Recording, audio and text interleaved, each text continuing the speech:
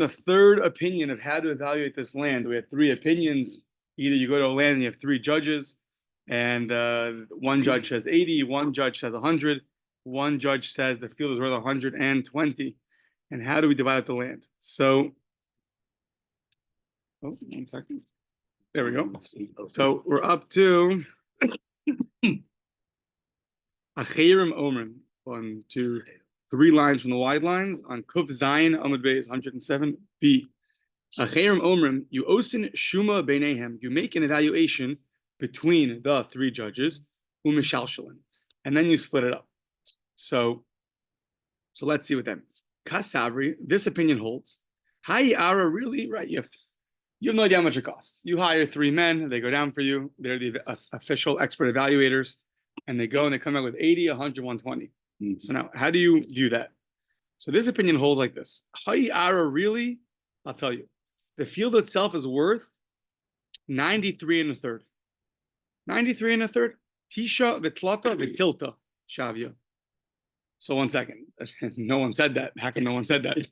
Where are you getting that number from? So we say, Haidika Amar Esrim, the one that said is worth, right, 20 sela, 80 zuz, he was Katoi Tleisar v'tilta.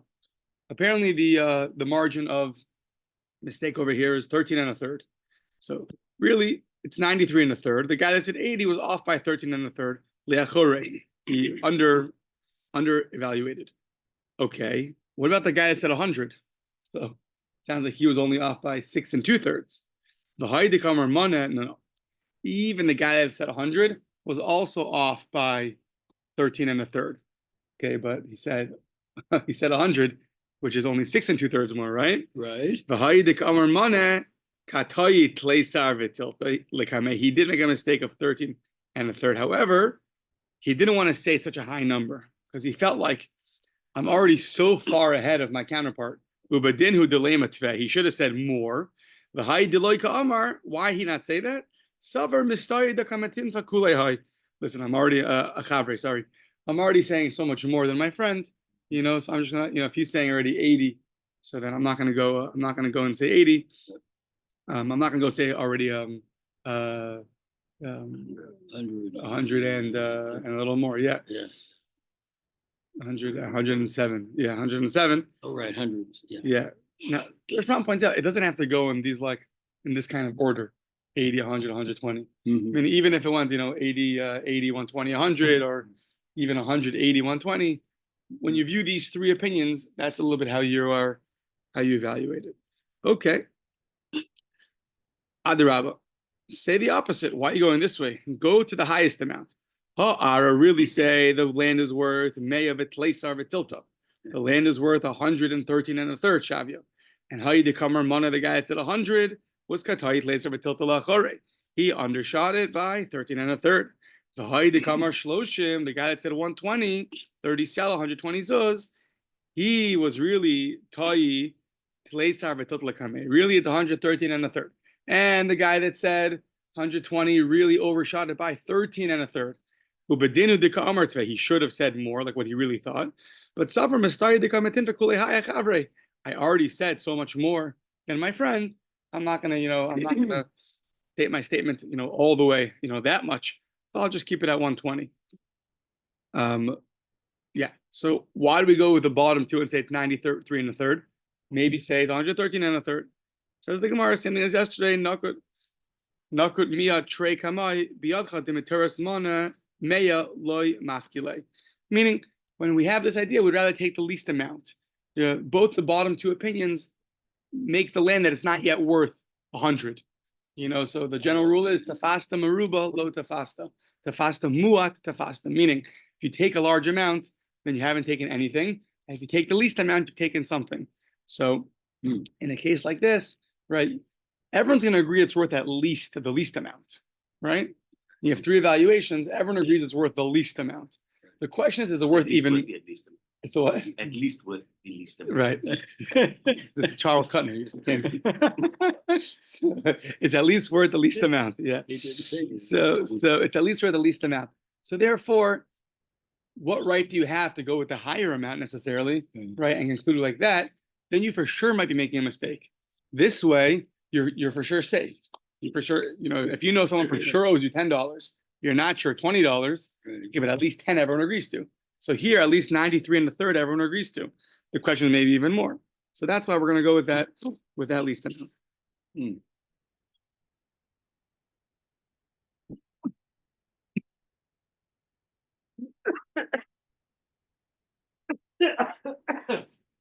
want some water, Jules? Yeah, you want some water? I'm so excited drinking the coffee. Yeah. So what's the halacha? Amar Rav Huna halacha ka'achirim. This third opinion, the one that's the most mathematical, says Rav Huna, that's what the halacha accords with. Amar Rav Ashi, hold on. I don't understand where the achirim are coming from. 13 and a third in the middle. What's on here? If you don't understand it, therefore the halacha can accord like them. No. Kanu Dayane Gola, Osin Shuma Beinein and Mishalshalin. The judges of the exile, they said that you make an evaluation and you split it three ways. Amar Rav Huna, Hilchas Sakadayane Gola. The halacha's like them. So Amar Rav Ashi, same thing. Time of the Dayane Gola, Lo Yadina and Hilchas Adina Kevasayu. I don't know what that means. Why do you take three and divide it up into three and then split it? Do you take the middle amount? Why would you do that? So how can you say the halachas like them? Obviously, either Rav Huna did understand the reason, and that's why he said it, or he didn't understand the reason. He has another reason why that should be the halacha. If that's what he was taught from his Rebbe, or don't know. But the way this program works is that we continue. So next Mishnah. This is a little bit. I think who was it? It was Donna or Sheldon yesterday. They're asking about the quality of land. So we're going to now talk about a little bit, touching on the topic of quality of land. So a guy says, I'm going to sell you half my field. So we say mishamnin beinehen. We'll do some evaluation between them. Cryptic line will be discussed in the Gemara. Don't worry. And then v'notel chetzi sadeyu, and you'll take half the field. If the guy says, I'm going to give you half the field in the south, half of my southern field, so you have a field, in all different areas, that southern field, I'll give you half. Says the Gemara, still a cryptic line, and we'll get to it, but it means we'll do some kind of evaluation, and we'll split it. Split what? Split the field, split the money. Stay tuned. So, v'hu mekabel alav makom ageder charetz uben charetz. So this is interesting. When you sell a part of your field, you are required to give the guy 2 ditches, a big field, that's charetz, ben charetz, the son of a ditch, meaning the son of a ditch, yeah. So that's going to be relax. So that's going to be a small ditch, and then you also have to make sure that you give him a room to build a fence. Yeah. So let's keep it PG the morning after Yom Kippur. Okay. So you have to make sure you give him that. So the kabu charetz, how much is a charetz? Shisha tvachim, 6 tvachim. Uben charetz, the son of a ditch, is how much? Is 3 tvachim. And we're going to say that you're going to have to build a tefach between them, which is going to be 10 tvachim total. So you have to make sure you give him enough room for a fence, a ditch. Maybe we'll call it the smaller ditch, a bigger ditch, and a smaller ditch. Yeah. So okay. Wide is in there. Yeah, and we'll see why you need a big ditch and a smaller ditch. What that's for. Okay. Wow. Yeah. So, Amar Rav Chia bar Abba, Amar Rav Yochanan, Lokeach notel kechush shebo. Here we go with the quality. Says Rav Chia bar Abba, you have a field. There's different parts of the field. You say, I'll give you half the field. You give the buyer the weaker part of the field, the less quality. You give him the worst part of the field. Lokeach notel kechush shebo. Right? The buyer wants to keep the better part of the field for himself. So hold on. The seller, thank you, wants to making sure everyone's awake today. The seller wants to keep the better part of the field. Yes. Amar le Reb Chia bar Abba le Reb Yochanan. What do you mean? Read the Mishnah. We said you're going to do an evaluation between the buyer and the seller. That sounds like take the field, evaluate it, split it in half. So this probably didn't happen the morning after Yom Kippur. The following statement. Amar le, he was so upset with this statement that you're arguing and thinks the guy can't read a Mishnah properly. So back then, the luxury was, nowadays maybe you have steak. Back then it was dates. Dates was the luxury food. Oh, Omer lay, oh. you in exile, adachalsa, kafnaisa bevavel, while you're eating your dates in Bavel. Yeah, targumina miseifa. So I'm going to read you from this. I'm going to read you from the Seif of the Mishnah. And I'm going to show you that you can't read the Mishnah properly, and really Rav Huna is going to be, and really Rabbi Yochanan is correct. Yeah, so he's trying to get at him. Adachalsa kafnaisa bevavel. Targumina miseifa. While you're eating your dates in Bavel, I'll explain to you the Mishnah. Yeah. So I don't know if he had dates in a cone with sprinkles. I don't know if that's him, but so the Katani Seifa, we learned in the Seifa, the Mishnah, I'm going to give you half of my southern field. I'm going to give you half of my southern field. What's going to happen? We're going to split it and give you half. Now, what does it mean over there? I'm giving you half of my southern field, and we're going to evaluate it and split it between us. So says the Gemara, the amai mishamnin and what does it mean? You do some kind of evaluation between the two of you. You said explicitly, I will give you half of the southern field. Nothing to talk about. So those words about doing an evaluation, what does that mean? You don't need those words. The guy says, I'll sell you half my southern field, split the field, just take half. So what does it mean? Mishamnin and beinayam, we do an evaluation between the two of us. What must it mean from the Sefer, from the latter part of the Mishnah? It must mean what it means is, I'm not going to actually give you half the field. I'll give you half the amount of the field. So the southern field is worth $100. I will give you $50 worth. But which part of the field am I going to take? The one that has better quality. So I'll give you the quantity of the field. So it's interesting. Apparently, we always think of better quality equaling more money. Right. But here, apparently, this field maybe it can grow better, it grows faster. It's some better quality, which doesn't make a financial difference. But the seller prefers that amount. That's a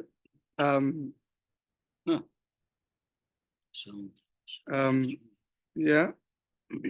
Mishnah's ruler should have no bearing on a case where the southern half of the field was sold, or it is the southern half that must be given to the buyer. Right. Whether it is poor quality or excellent quality. Yeah. So just at the end of the day, the amount, I guess if you judge a field by how much it's going to grow, its size and how much it can grow, so that both halves are the same. However, the seller feels that one part of the field is a better quality, he can keep that half for him. Maybe it grows a little faster, maybe it's it's easier, it's softer ground. Fewer rocks. fewer rocks, yeah. But it's interesting that at the end of the day, it doesn't make a difference financially necessarily. Okay. But anyways, so from the fact that the Seifa, the latter part of the Mishnah, has to be like that, so too the first part of the Mishnah is also going to be referring to when it says Mishamnin and Beinan, we're going to make an evaluation between them. It's also referring to that he gives them half the money of the field, but he keeps the higher quality half for himself. And that was his rebuttal to the man eating the dates in Bavel. Yeah. Wait, so he gets money and no, he gets half the field. Okay. But the seller keeps for himself the higher quality half. Okay. So the guy, 1 second.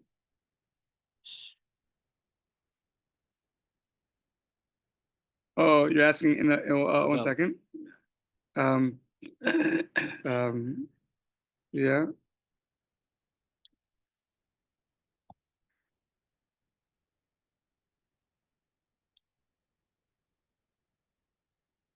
Yeah. What it means is, he doesn't get the money.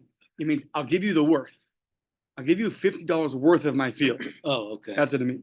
But I will choose which $50 of that field is worth. Yeah, very good. Thank you, Jules. And so to the beginning of the Mishnah, it's going to be the same thing. That I'm going to give you $50, worth that I will choose. It's the part that I want. So it's not half the area. It's not half the area. So let's think, if the field's $100 and half the field's going to be worth $50, you have to give him $50 worth of the field. You've got to give him $50 worth of the field. But if part of the field is rocks and soil, right, and the other half of the field is nice, palatable, right, the other part of the field, right. So the palatable part of the field, which is a third of the field, is worth $50, right, and the rocks part, which is 2/3 of the field, is worth $50. Right. So that's why you're not getting. Ah, You're good, getting- good. Not getting, You're not getting half the area. He might give. oh, you're not getting half the. That's interesting. That's a good point. Oh, okay. You might now owe him 2/3 of the field, but the Oh. 2/3 is rocky. Okay. Yeah, that's interesting, right? That would make sense. It doesn't say Yeah. here you have to give him. Well, I mean. that's He what says the- chatzi sada, but he doesn't mean chatzi sada.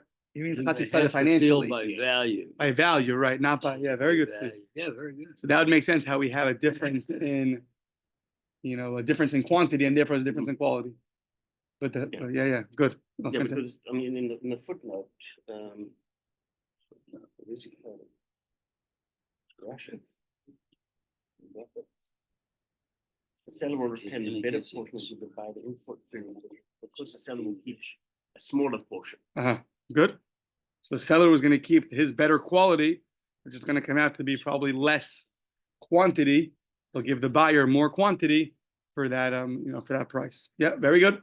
Yeah, and it's quoted by the Rashbam and Rashi and Brachos.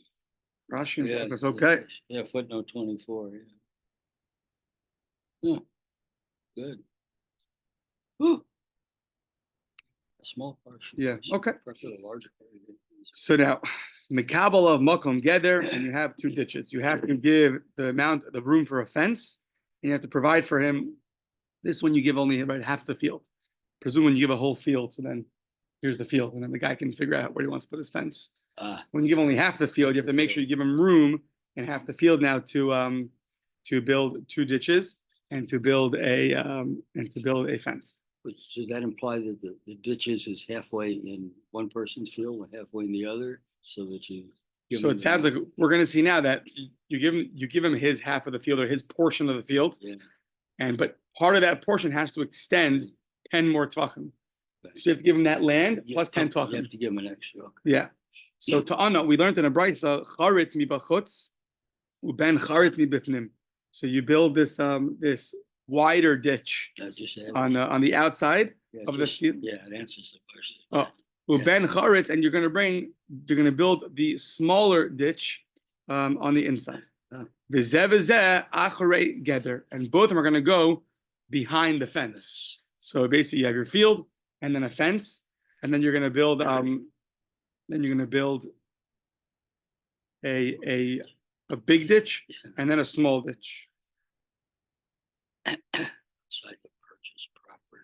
Yeah, I don't think it's the other way around. Small and then big. I think it's big and then small. Let's see. No, it might be. The narrow. Which order is it in? Small then big or big than The small? wide trenches dug on the outside. The narrow trench. Then the narrow trenches on the Right. inside.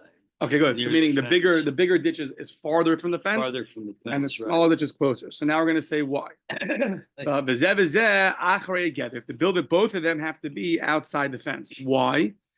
Kidei shelo tehei chaya kofetzes. An animal shouldn't be able to jump over the fence.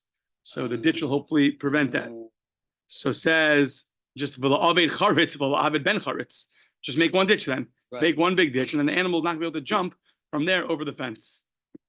Presumably, either the ditch is lower down, it's hard to jump, it's starting at a lower space, or just it doesn't have its footing in a ditch, so. Who's got to jump higher?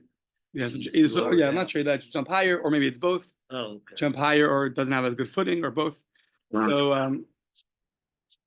unless it's Steve's in-ground trampoline instead of a ditch, it's gonna propel the animal. A trampoline in the Yeah, ditch. You could have bears flying in your backyard. See? So we don't ditch Shmuel Mayon. That's how you don't ditch Shmuel. They'll go flying through your window. So, hopefully he has a full slam. He heard his story yesterday. Okay. Yeah, see that? He heard his story yesterday about me. Right. He'll be okay. So he's all excited. He might get crutches. It's like exciting. Okay. Oh. So I'm like, no, you're not that injured. So Kadesh Lotechaya Kofetzes. So now, La'avid Charetz, why do you need 2 ditches? Just build the bigger ditch and that's it. So I did the Ravich Kaima Begave, because this 6 tvachim of space is still might be enough that the animal could jump. Mhm. So just say la'avid ben charetz, maybe build the smaller ditch, below la'avid charetz, just build a smaller ditch and don't build a bigger ditch.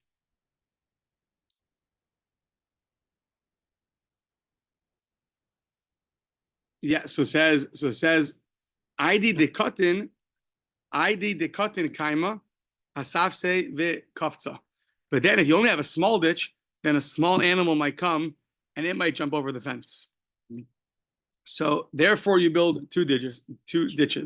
You build a small ditch. A small ditch will prevent, let's go the other way. A big ditch farther away will prevent now an animal, definitely a small animal, from jumping over. And now that it's farther away, you have a small ditch also, it'll prevent the big animal from jumping over also. So why not just build a big ditch far away and not a small ditch? And why do you need a small ditch? An animal could stand on its outer lip and jump from the ditch. But see, why don't you just build a bigger ditch, Right. Yeah, 10 tefachim away? Right. Yeah. That's what I'm saying. Build a bigger ditch 10 tefachim away. Why have to build a bigger ditch and a smaller ditch? Basically, you're just creating obstacles to Yeah, right. That's what it sounds like. Because even if you have, if you build that one big ditch far away, so if the animal can go into the ditch and then it can come out of the ditch, now it's closer to your. Yeah, but if the animal can get to the ditch, I guess then it'll meet a small ditch. But no, but what they're saying here in the comment that you've got a tefach between the two ditches. Right. So the big animal goes to the big ditch, but then there's no footing. Uh, The tefach is too narrow to get a footing. V'kama bein charetz leben charetz tefach. Okay, so meaning if you're in a big animal, you're in a bigger ditch, you can't get your footing down. So you get out the ditch, you've got no footing to jump. Because there's another ditch waiting for you. No, because you've got nowhere to stand. I mean, the tefach is too small. Tefach is too small. Okay. That's Right. so. Right. You can't stand and jump off the tefach. And if you're a smaller animal, If you're a smaller animal, then you're not going to go across the ditch in the first place. right, right. Yeah. Okay. Hadron alach base core. Good job. We finished this parak. Now we're going on to inheritances, the order of inheritances, and we're going to see the order. He brings here a nice little. The order of inheritance is going to go right. Sons and daughters, government. fathers and brothers and uncles, and now we're going to get a little nitty gritty, but it's exciting. Messages, what's- Okay. Yesh, we're gonna have 4 categories, I believe. So don't fall asleep yet. Yeah, yesh nochlin umanchilin. There are those category of people that inherit. Nochel is that inherit. They receive umanchilin, and they give over an inheritance. So there are people that can receive an inheritance and can also give over an inheritance. The yesh nochlin v'lo manchilin. There are certain people can only receive an inheritance, but they cannot bequeath to others. Then there's manchilin v'lo nochlin, the flip case. Some people can only bequeath to others, v'lo nochlin, but they cannot inherit. And then there's a 4th category, lo nochlin v'lo manchilin. Some can't do either. You can't inherit and you cannot bequeath. Okay, so who's who? The elu nochlin umanchilin, the following people in certain situations are going to be able to inherit and to bequeath to others. So now, ha'av es habanim, a father to his children.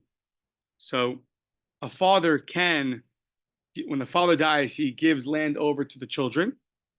And also, if the child dies and he leaves no children, the father could inherit the son. Son dies childless, the father inherits that. Right. Of course, if the child has children, then the father is out. Yeah. So ha'av es habanim, or the habanim es ha'av, children to a father is the same thing. They can bequeath to the father in the case that we just stated, or they can receive from the father. That's the normal situation. Okay. Ve'ha'achen min ha'av, also the father's brothers. The father's brothers also have a case where they will inherit and bequeath. What's that case? So Reuben and Yosef are brothers. It's Rashbam's cases. Yaakov's always used as the father in the examples. Rashi and the Rashbam. So it's like it's the easiest because there's a lot of children. So Yaakov had many children. We know he had 12 tribes. So now we're choosing Reuben and Yosef, Bnei Yaakov. So they each come from different mothers, from Leah and from Rachel. But at the end of the day, they're both children of Yaakov. So brothers, Ha'achin min ha'av means paternal brothers. Paternal brothers. So Reuben and Yosef are both paternal brothers, and they're going to inherit each other. In the case that Yaakov died, right? In the case that Yaakov died, so now, 1 second.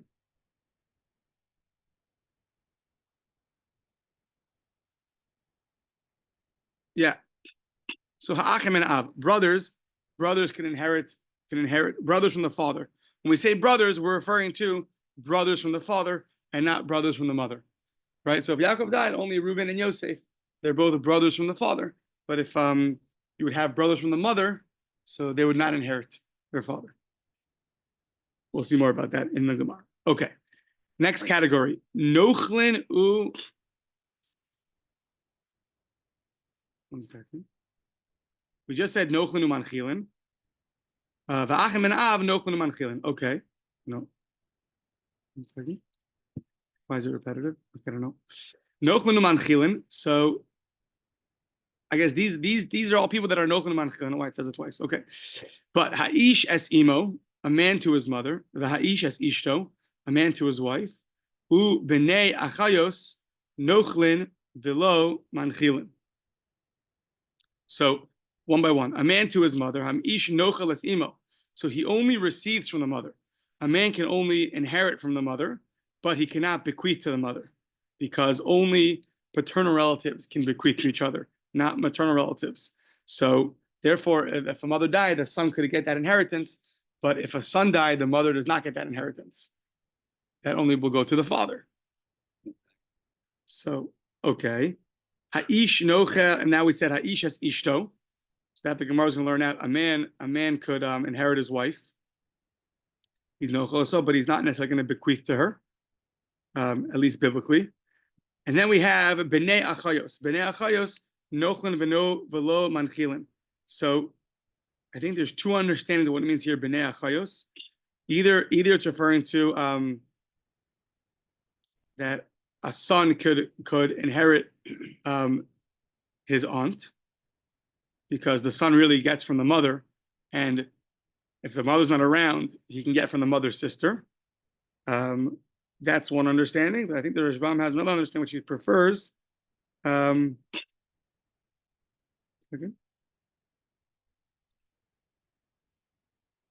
Where is it? Long Rashbam here. Oh yeah. Or it means what it means is it means not referring to a nephew with his aunt, not referring to a child who's inheriting his mother's sister, but rather bnei achos means bnei achoso shel Reuven. So what's this case? The Rashbam speaks it out. So you have Dinah. Dinah was a sister. So the children of Dinah, the children of Dinah are the children of Reuven's sister. So they can inherit. They can inherit Reuven's property. Why? Because Dinah's a sister, and a sister could inherit her brother, and they're coming from the sister. So they can also inherit Reuven. So either it means either means that they are the children of a sister, right? Or it means that they're inheriting their mother's sister. I think the Rashbam likes the latter interpretation, so we'll go with that one. That we're talking about sons that are inheriting their uncle. So meaning it's their mother's brother. They're going to inherit their mother's brother because their mother inherits their brother in certain situations. There's no one else to inherit, and there's no one around, and so then they'll be the next in line. That the children will be the ones that are going to inherit their mother's brother's estate. Okay, so those are all nochlin v'lo manchilin, but they cannot bequeath to So either a man to his mother, or a husband to a wife, or the children of the children of the sister of the brother. So Dinah's children can't bequeath to Reuven. Good morning. Hi, I'm Yomi. David, nice to meet you. Nice. Yanni? Yes. Yeah, Jules. Hey, Jules. How are you? You- Sorry, I didn't mean to You interrupt. live here in Portland? Yeah. Oh, Very nice. very Welcome. nice. Thanks. Welcome aboard. If you come for the first class, you have to commit until next Yom Kippur. Deal. Okay. So, My first live of the new year. okay, perfect. Good way to start. So, okay. Okay, fine. That's that. And now the other category is Haisha as baneha. So a woman to her children, the Haisha as baila, or a wife to her husband, the ache ha'em, or the brothers of the mother. Those three categories are manchilin velo nochlin. They can bequeath to others, but they cannot receive themselves. So let's just go one by one. Haisha as baneha. So a woman to her children. So she can give to her children. However, she cannot inherit from the children because it goes paternally, it goes after the father. So to Haisha as baila, woman to her husband, so she's going to be able to give him an inheritance if she dies, but not that she'll be able to inherit from him. If he dies, it'll go to the children or the father or the brother, it'll go paternally. The Achei Ha'em is going to be the same thing. The brothers of the mother, so they can give to the mother. She's their sister. She can receive an inheritance from them, but below Nochlin. But the brothers of the mother are not going to get an inheritance from her. So now, one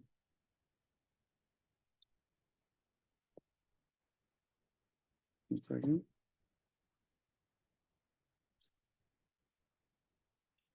Yeah, Achei Ha'em doesn't mean the brothers of the mother, right? It means maternal brothers. I keep making that mistake. Yeah, they translate as mother and brother. Oh yeah, okay. Mother. Okay, fine. Others. Yeah, fine. Okay, so now, okay, now the ha'achen min ha'em lo nochlin velo manchilin. So ha'achen min ha'em. How do I translate ha'achen min ha'em? Brothers of Brothers, Right. brothers of a common. Right. Okay. There we go. So the maternal, if you have maternal brothers, so you have a lady got married, and she gave birth to one son, Reuven, and then she divorced or her husband died. She got married to another husband, and she had another kid, and that kid's name was Shimon. So Reuben and Shimon, they both share a mother, but they do not share a father. So in that case, they are not able to lo nochlin velo manchilin to each other. Okay. So if Reuben dies, the fact that Shimon came from the same mother is not enough, and if Shimon dies, the fact that Reuben came from the same mother is also not enough. Yeah. Okay, that's a long list, and now we're going to get through. So the first thing we're saying is the Gemara says, "Ma yishna dekatani ha'aves abanim bereisha."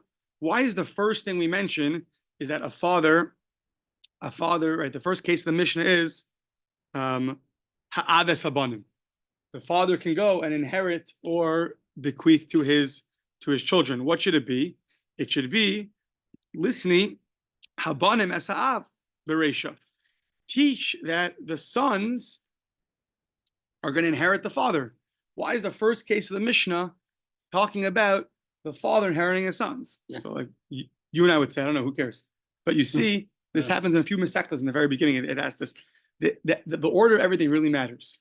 Even the way the Mishnah structured things, it really matters. It's not just a random grouping of, if it chose this case to be first, there's a reason for it. And I'll prove it to you, because the Gemara says, well, what's the reason? If it had no reason, then the Gemara wouldn't ask, right? So it's usually a dead giveaway, right? So So first of all, very interesting. When you start off a Mishnah, especially starting off a parak, starting off a Mishnah, you don't start with tragedy. Says the Rashbam, it's tragic in two cases if a father has to inherit the sons. So the only case that's possible was when the son died first. So there's two tragedies. First of all, the son left no son after. That's one tragedy. And the second tragedy is that the father had to bury his son. So This comes up in a, I think it's the beginning of Pesachim. I was trying to think about it this morning. That's the reason why this example goes first? Yeah. Because of the double tragedy? You don't want to start with tragedy. You don't want to start a mission with a tragedy. But this is the tragedy. Oh, well, so Yeah. that's what we're asking. Oh, Why start? Yeah, why why start that start- way? Why It's start? usually not. Yeah, thank you. Thank you for correcting. What was your name again? Yon. Yoni. Oh, it was your holiday yesterday, Yona. Jonathan, I'm David's friend. You're Davidson. Okay, good. Shaul's son. I'm David, so I guess we're friends. Oh, yeah. I helped you out. And now if you come every day, I'm careful, we'll be even better friends. So, Ah, okay. So first of all, we don't start with tragedy. This happened, I think in Pesachim in the beginning. So it's also the same thing over there, I believe. I have to double check. But you don't want to start with tragedy. So that's one reason why we shouldn't list this case first. But turning the page, Kidechsiv, in the Torah itself says, Ish kiyamus uben ein lo. It says the order of the Torah is a man dies, uben ein lo, right? And he doesn't have a son. But if he would have a son, then the son would inherit him. So just like in the beginning, that's where we start off in the Torah. So we should do the same thing over here. So it says the Gemara, a line which comes up in, I don't know, 3, 4, 5 places. Aidi de asyale midrasha chavivale. The reason why we start off with, even though we have 2 compelling reasons why to not begin with the father inheriting his son, the reason we do it is because the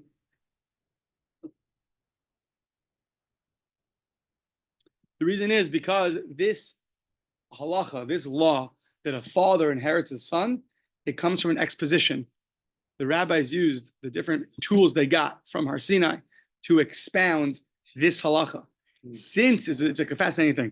Since they use it through exposition, it's chavivale. Chaviva means it's very dear to them. Right? The Rambam famously by Mitzvah Chanukah says, Mitzvah Chanukah is chaviva hi ad ma'od. It's very, very dear. The word chaviv. When they learned it out from exposition, that's very dear to them. Simple understanding. So there's one time I gave a whole class about this. The word chaviv appears in numerous places. It usually refers to things that take work.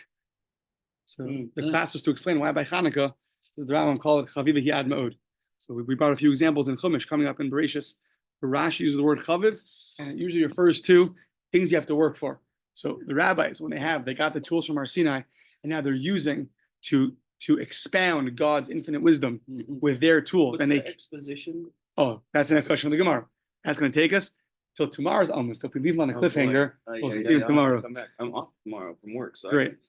Listen, if you need fresh brewed coffee, I'm happy to bring my coffee maker for you if that's what's going to get. So you got fresh brewed instant coffee over here. Instant coffee right Yeah. there. So it's Bami Drasha, it is Chavivale.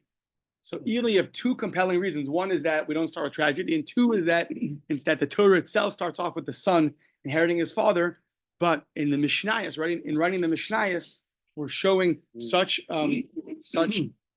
precedence to a drasha, things that we're learning out from a drasha. So because it's chaviv, so it's very dear. So the question is, okay, but why is drasha dear? So that I'm adding it's dear because they have to work very hard on it. Anything you work for, like waking up early for Daf Yomi and being at the Siyum, that's going to last the person. Yes. So Umay Drasha. What exactly? That's what why exactly today is was the great. drasha? We didn't have to get up early. So what is this drasha? Umay Drasha that we learn now that a father is going to inherit his sons that we start off the Mishnah with.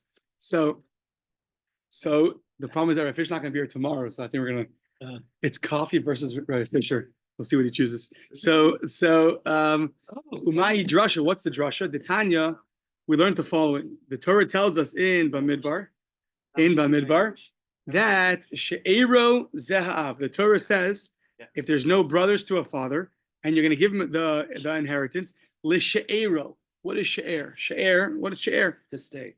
To stay, that's Nish'ar. Listen, you're already self-fulfilling prophecy. Beautiful. To stay. So you're going to stay. No, but here it means She'ero Zeha'av. It refers to a very close relative. Literally means flesh and blood.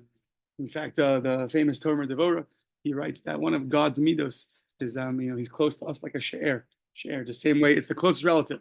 It means literally a flesh. Who's flesh referring to? It's referring to a father. Milamed, we learn from here, Sheha'av kodem le'achin. We learn from here that a father comes before the man's brothers. So God forbid if Yaakov's the father and Reuben dies, so now it's a machlokes, 11 brothers and Yaakov. So Yaakov would take precedence over the brothers. Yeah. Start a new thing. Okay. This basically, it's going to be in the middle for a while. So maybe we'll do one more line. So Yachol Yehei Kodim Leben. Maybe this is so good. The fact that a father is called a she'er is so good that maybe he should even precede the son. So if Reuven, Yaakov's son, died, and Reuven has a son, so now who should win? Who should get the inheritance? So we know that Reuven's son inherits the father, and not Reuven's father, Yaakov, inherits him. But says the Gemara, if the father is called a she'er, so maybe let the father be the closest relative, even closer than the son. Yeah. So that's the question. We're going to say not that way. The rule is the father is going to inherit the son when the son has no sons. But we're asking why. Once you've established he's called the she'er, he's such a close relative, so maybe he should be the closest always. The father inherits from the younger brother. If the older brother, if the ben Bechor dies, the father of the ben Bechor gets the inheritance of the son. If the ben HaBechor dies, so in our case, it's Reuven's son dies. So if Reuven's son dies and Reuven's son has no children, so then Reuven will inherit his son. But we're asking now in a normal case when a son inherits the father, so maybe let the grandfather inherit, not the son inherit the father. Let the grandfather inherit. The father's so good he should always win, even over his own children's children. Maybe your wife should come tomorrow morning too. Yeah. So Yachli Hey Kodem Leben Talmud Omer HaKarov Karov Kodem. Really, the son is viewed as a karov, and therefore he is going to be Kodem. He's going to be first over the father. And we're going to find out tomorrow now between a son and brothers,